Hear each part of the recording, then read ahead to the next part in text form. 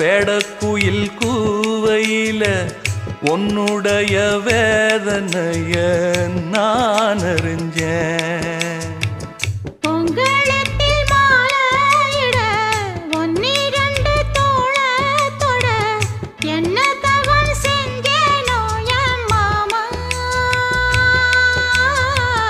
வண்ணக்கிளி கையத்தொட சின்ன சின்ன கோலமிட உள்ளம் மட்டும் வழியே நானே,